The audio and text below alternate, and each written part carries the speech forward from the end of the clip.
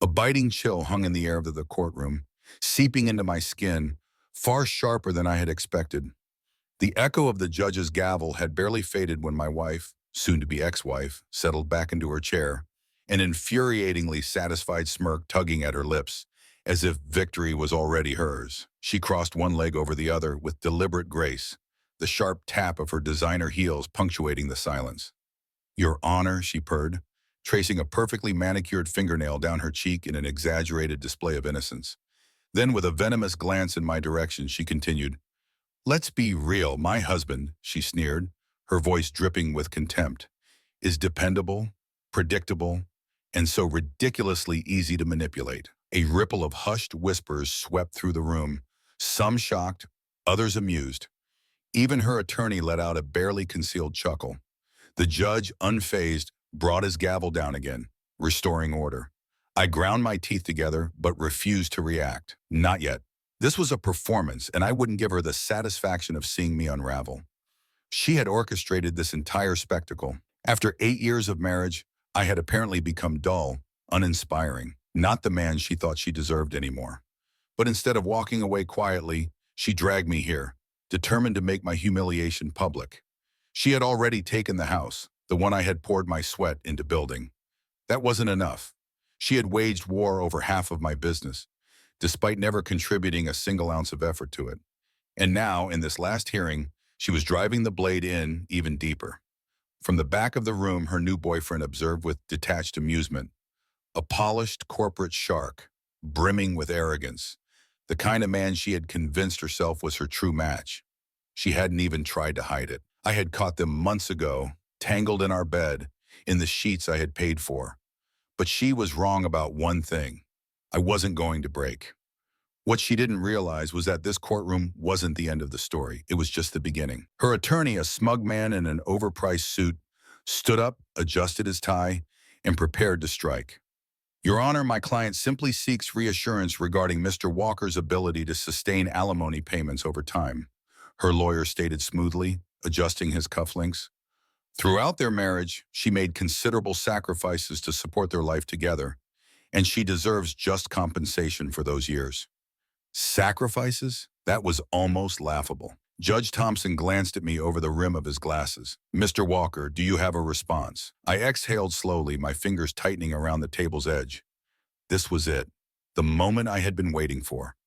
With deliberate slowness, I reached for the buttons of my dress-weave shirt. The room fell into a hushed silence. Even the judge's head tilted slightly, his interest peaked. I didn't rush. I wanted every second to sink in. Button by button, I unfastened the shirt, my movements controlled, intentional. And then, with a quiet shrug, I let the fabric slide from my shoulders, exposing the reality of the man standing before them. The reaction was immediate, a collective intake of breath. My wife's smug expression faltered, her carefully curated confidence slipping. Even her boyfriend, who had been lounging in detached amusement, straightened in his chair, his expression shifting from mild interest to something else, discomfort, because the man in front of them now was unrecognizable. The last time my wife had truly looked at me, I had been softer, exhausted. A man buried under the weight of providing, giving, sacrificing. A man too easy to take for granted, too easy to betray. But that version of me was gone. Months of relentless training had reshaped me, turning stress into strength, weariness into discipline. My body bore the evidence, sculpted, hardened, transformed. Scars crisscrossed my torso, each one a silent story of struggle and perseverance. And across my chest, inked in bold, defiant strokes, was my final statement. A workhorse, tearing through its chains. The symbolism wasn't lost on anyone, least of all my wife. She stared, her lips parted slightly, her confidence shaken for the first time. Her lawyer was quicker to recover. "Your Honor, I fail to see how this display is relevant." I cut him off. My voice was measured, steady, but cold enough to freeze the air. "You want to talk about sacrifices?" I turned my gaze toward the judge. For 8 years, I gave everything to this marriage. I worked late nights so she could find herself without financial worry. I funded her indulgences, shopping sprees, extravagant vacations, cosmetic procedures. I even added her name to my business, believing we were a partnership. Then slowly I turned back to her, watched the color drain from her face. And how did she thank me? I gestured toward the man in the back row. By running off with him, a murmur rippled through the courtroom. Her attorney opened his mouth, but Judge Thompson lifted a hand, silencing him. Let him speak. I nodded in appreciation and continued. You called me a workhorse, huh? My lips curled into a slow, deliberate smirk. That's funny, because this workhorse is about to run right over you. Her expression shifted. Panic flickered in her eyes. I reached down and grabbed a thick manila envelope from my chair. It hit the table with a loud, sharp thud. Inside this file, I said, my voice ringing clear, are documents proving you have been committing financial fraud, hiding money, claiming expenses from my business that had nothing to do with you. Her mouth opened, then shut, and then opened again. Because of that, I continued, I'm not just withdrawing your alimony request. I'm filing a lawsuit for damages. The room erupted into whispers. Her lawyer scrambled to flip through his notes while she sat in the stunned silence. The confident facade she had spent months perfecting began to crack. For the first time in what felt like forever, I saw something new in her eyes. Not arrogance, not the smug amusement she had worn before, but fear. And this wasn't even the climax yet. This was only the start. The weight of my words lingered heavily in the air. My soon-to-be ex-wife sat frozen, her nails digging into the polished wood of the table, her carefully crafted mask of superiority beginning to disintegrate. The dismissive smirk she had worn moments ago had been replaced by something far more satisfying: panic. Her lawyer, no longer smirking, rifled through his papers, clearly caught off guard by the storm I had just unleashed. Your Honor, he stammered, adjusting his tie. I'd like to request a brief recess so we can review these. Judge Thompson raised his hand, silencing him. Not yet. The judge's sharp gaze turned to me. Mr. Walker, you're claiming to have evidence that Mrs. Walker committed financial fraud? I nodded, keeping my composure, though I could feel the pounding of my heart in my chest. Yes, Your Honor, I have concrete proof. With that, I opened the manila envelope, revealing page after page of bank transfers, falsified expense reports, and concealed credit card statements, all under my wife's name. It had taken months to gather this evidence. When I first discovered her betrayal, I wasn't just angry, I was focused. I knew I couldn't walk away from this marriage empty-handed, not after all she had done. So I did what she never thought I was capable of. I outsmarted her. I hired a forensic accountant, an expert in uncovering financial deceit, and what they found was staggering. She had been quietly draining our joint accounts, covering her tracks by labeling them as business expenses. Vacations with her boyfriend, filed as client networking, thousands spent on designer clothes, marked as a professional wardrobe. She even took down payment for an apartment in her name, where I guess she intended to start her new life after bleeding me dry. And the best part, she had signed off on every single transaction. Judge Thompson flipped through the documents, his face unreadable, but I could see his eyes narrow slightly. Judge Thompson finally spoke, glancing over his glasses. Mrs. Walker, do you have any explanation for these? I directed my gaze at my wife, locking eyes with her, giving her the full force of my calm, steady stare.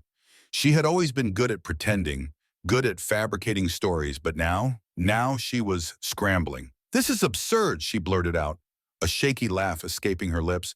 Clearly, he's just making things up. I cut her off smoothly. I would never, Your Honor. You'll find her signature on each and every one of these fraudulent transactions. With that, I reached for another document and slid it across the table.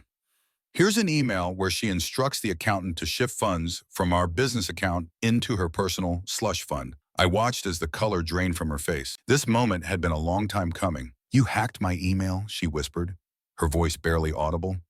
No, I answered, calm as ever. I simply gained access to all business communications tied to my company. The very company you tried to steal from. Judge Thompson exhaled sharply, his patience running thin. Mrs. Walker, these are serious accusations, he said. Your lawyer will have a chance to respond. But for now, I believe I should review these financial claims before deciding on alimony.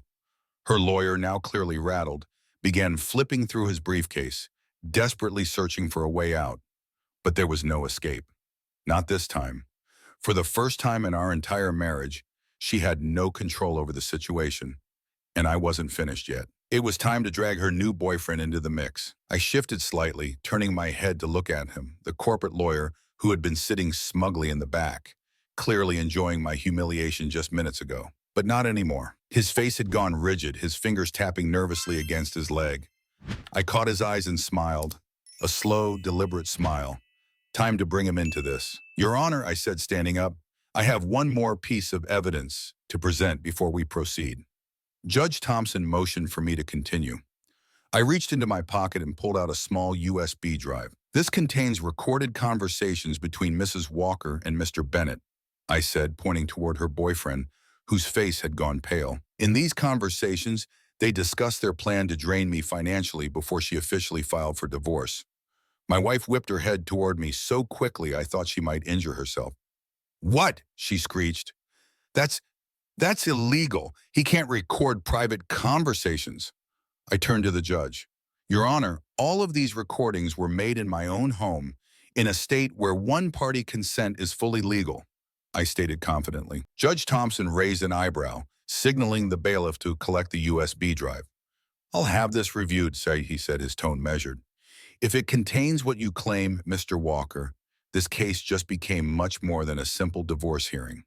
The color drained from her boyfriend's face, and at that moment I knew he had no idea. He had no clue she was planning to drag him down with her. How beautiful. I turned my attention back to my wife, lowering my voice so only she could hear. You thought you were playing me, I whispered, but you were always playing yourself. Her jaw tightened, a deep clench that made her teeth grind audibly. I wasn't the workhorse anymore. I was the man who had just shattered her entire future. The fallout had begun. Judge Thompson exhaled deeply. Given the gravity of these claims, I will need time to thoroughly review all financial documents and evidence before making any decisions. Until then, all assets are to remain frozen. Her head snapped toward him, wide-eyed as the horror of the situation sank in. Frozen, she repeated, her voice trembling. Yes, Judge Thompson replied flatly, which means you cannot access your bank accounts, business shares, or any joint assets until the case is concluded. Her hands were visibly shaking now. She turned toward her lawyer, her voice sharp. Do something, she hissed. He simply rubbed his temples, looking utterly defeated. I, on the other hand, sat back in my chair, perfectly calm, perfectly composed. I watched as the reality of her situation slowly began to take hold. She had planned to walk away from this whole thing with wealth and triumph. Instead, she had just been completely cut off. As for her boyfriend, he was already glancing at his watch, his body language screaming that he wanted to be anywhere but here. I looked at him once more, giving him a subtle smirk. He wouldn't last long. She was about to find out just how quickly men like him scatter when the money dries up. But that was her problem to face. Because for the first time in a long, long time, I had already won. The sound of my soon-to-be ex-wife's frantic breathing filled the room. Her perfectly curated exterior was crumbling in real time. The judge's decision to freeze her assets had sent her into a tailspin. Her meticulously planned escape, her way out of this, was falling apart piece by piece. But I wasn't done, not by a long shot. Her lawyer, desperately trying to salvage something, was stammering, talking about reviewing the evidence and reassessing financial implications. I ignored him and turned my attention to the man who had helped destroy my marriage. Her boyfriend, the corporate lawyer she had replaced me with, the same man who had watched with barely contained amusement as my humiliation unfolded during the trial. Now, his smug expression was gone, replaced by the look of someone who wanted to vanish. I leaned back in my chair, giving him a knowing smirk. It was time to turn up the pressure. Your Honor, I began, keeping my voice even. Before we break for recess, I'd like to make an additional request regarding the financial fraud investigation. Judge Thompson glanced over his glasses. Go ahead, Mr. Walker. I directed my gaze squarely at my wife's boyfriend. As you'll see in the submitted documents, I continued, several of the fraudulent transactions we're discussing are linked to Mr. Bennett. His head whipped toward me. What? He said a little too quickly. I could practically see the sweat beginning to bead on his temples. Judge Thompson flipped through the documents before looking at him. Mr. Bennett, would you care to explain why your name appears in these financial records? My ex-wife spun toward him, her eyes wide with panic. She hadn't expected this. She had dragged him into her scheme. But in his greed, he hadn't been thorough enough to ask the right questions. Your Honor, I don't know what he's talking about, Johnson stammered.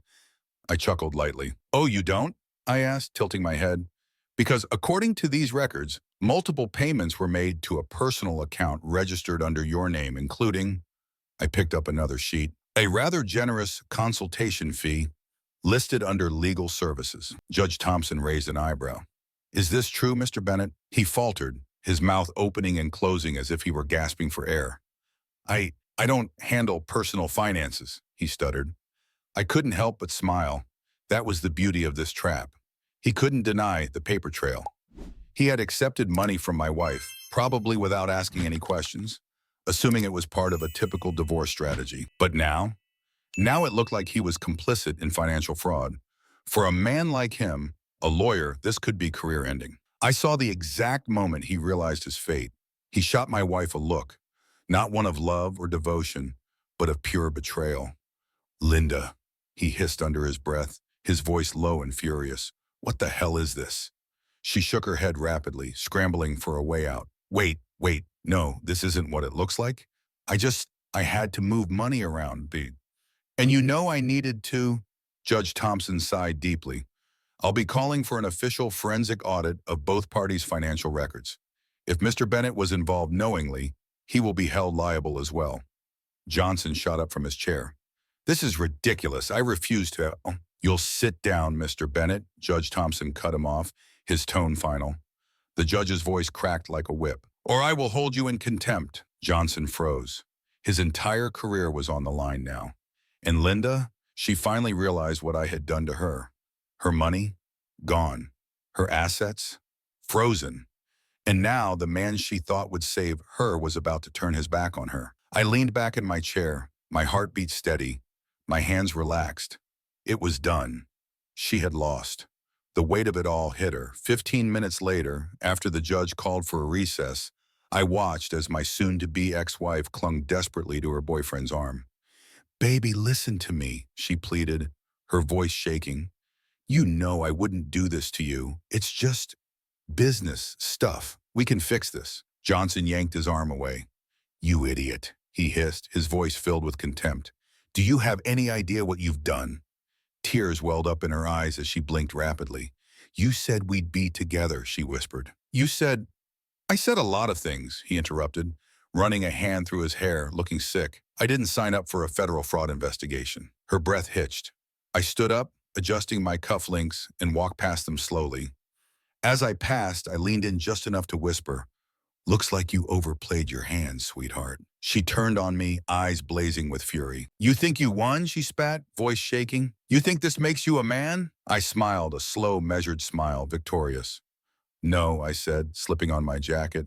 I think this makes me free. Then I walked away while she stood there, broken with no money, no power, and no one left to save her. Aftermath, a taste of her own medicine.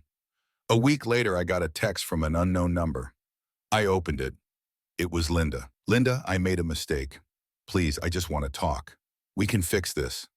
I laughed, not a bitter laugh, not an angry laugh, a free laugh. Then, without hesitation, I deleted her message. I didn't need to respond. I had already said everything I needed to say. The moment I deleted Linda's message, something shifted inside me. For the first time in months, no years, I felt light, unburdened, free. The woman who had once held every part of my life in her grip was nothing to me now. Just a name in a court file, a lesson in betrayal. And yet her downfall wasn't over. Because while I had walked away victorious, she was still facing the consequences. The aftermath was a storm for Linda. The first blow came with the financial audit. The court launched a full investigation into her fraudulent activities, and as expected, the evidence was undeniable. She had siphoned money from our business, funneled funds into hidden accounts, and engaged in outright embezzlement. It wasn't just alimony she was losing now. She was staring down potential criminal charges. Then came the breakup. I'd always known Johnson would bail out, but even I didn't expect him to cut ties so quickly. Just 3 days after the hearing, his law firm made a public statement distancing themselves from him. His boss announced that the firm had zero tolerance for unethical behavior, and Johnson resigned before they could fire him. And Linda? She was left completely alone. No boyfriend, no money, a ruined reputation. I'd expected one final, desperate attempt from her. And sure enough, it came. One evening as I was finishing my workout at home, I heard a knock at the door, steady but hesitant. I briefly considered ignoring it. But then I thought, why not enjoy this? I opened the door, and there she was, Laura Walker, once my wife, now just a shadow of the woman she used to be. She still tried to look put together, but there was something desperate in her eyes. Her makeup was too perfect, as though she was trying to cover up the misery that lingered beneath the surface. Her expensive jewelry was gone, most likely sold off to get by. And when she spoke, her voice was softer than I'd ever heard it before. "Hey," she said, forcing a small, strained smile. "Can we talk?" I leaned against the doorframe, crossing my arms. "What is there to talk about?" I asked, my voice calm and unreadable. She shifted on her feet, letting out a nervous laugh. "Look, I know things got messy. I know we had our issues." I just stood there, staring at her, waiting. "I miss you," she finally said. I raised an eyebrow. "Do you?" She swallowed hard. "Yeah, I mean, we had so many good years together, and I made a mistake. I let things get out of control." I didn't answer her. I just let the silence linger between us. Linda's expression shifted, and the mask she had been wearing slipped. Her voice grew sharper. "Damn it, can't you stop being so smug for 5 seconds?" "I'm trying here," I chuckled. There she was, the real Linda. The same woman who had tried to tear me down in court. The one who had mocked me for being loyal, for being so easy to manipulate. Now she was here, trying to win me back. I tilted my head slightly. "You don't miss me," I said plainly. "You miss the life I gave you." Her lips parted as if she wanted to argue, but she didn't, because she knew I was right. "I have nothing left," she admitted, her voice breaking. "No money, no one to turn to. I just need a little help, just until I get back on my feet." I almost laughed. The audacity, but I didn't give her the reaction she was hoping for. Instead, I reached into my pocket, pulled out my wallet, and handed her a $1 bill. She stared at it, confused. "What the hell is this?" she snapped. I smiled. "Consider it my final act of generosity." Her face turned crimson with humiliation. "You son of a—" she started, but I shut the door in her face. And that was the last time I ever saw Laura Walker.